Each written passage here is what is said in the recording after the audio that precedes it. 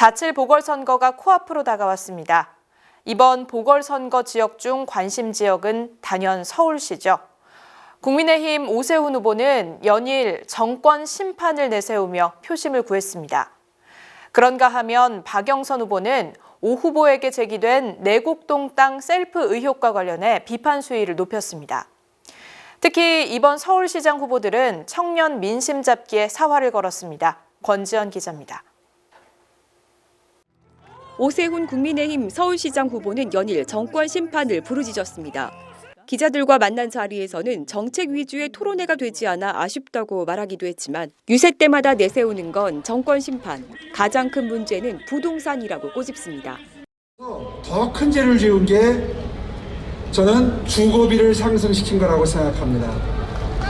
집값 올린 거, 전세값 올린 거, 월세 올린 거. 그러나 정작 오 후보 역시 부동산 논란에서 자유롭지 못합니다. 처가가 소유한 내곡동 땅과 관련해 셀프 보상 의혹을 받고 있기 때문입니다. 그동안 이 땅의 존재나 위치를 몰랐고 개발지구에 포함된 것도 알지 못했다는 입장이었습니다.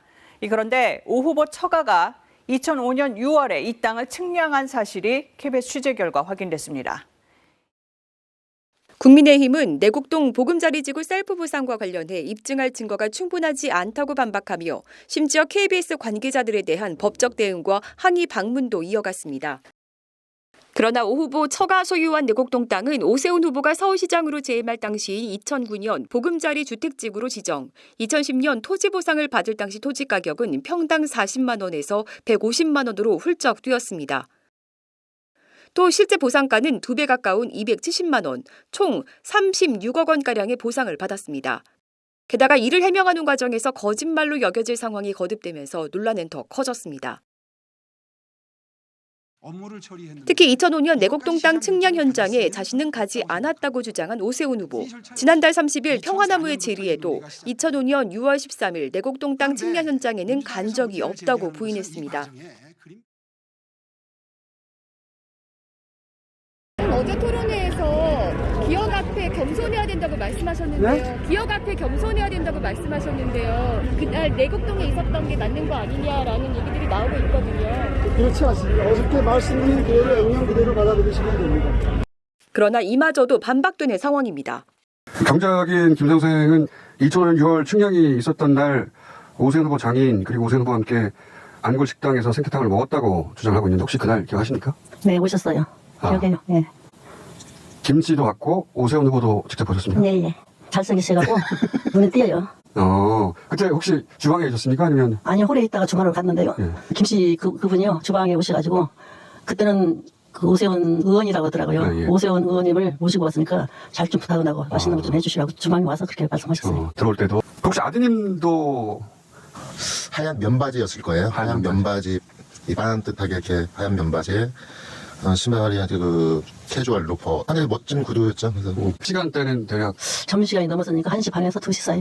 점심시간이 넘었다는 건 어떻게 기억을 하시는 거예요? 왜냐면 우리 손님들이 11시 반에 오셔갖고 12시 반에 딱 나가거든요. 인근에 네. 직장인들이다 보니까 네. 오 후보의 주장대로라면 측량 현장에는 오 후보의 처남이 참관했어야 했지만 정작 당일 오후 1시 30분경 오 후보의 처남은 대학원 행사에 참여했던 것으로 파악됩니다.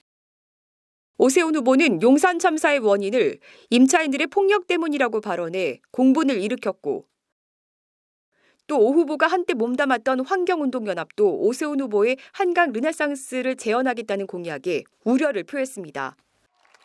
한편 박영선 더불어민주당 후보는 오 후보의 내곡동 땅 셀프 의혹과 거짓말 논란을 압박카드로 쓰면서 21분 컴팩트 서울과 토지 임대부 방식으로 평당 1,000만 원의 반값 아파트 분양 등을 공약으로 내걸고 표심을 구했습니다.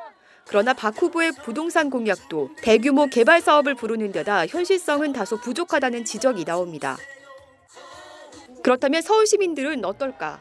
각자 자신이 지지하는 후보가 정직하고 청렴하다고 주장하고 있습니다.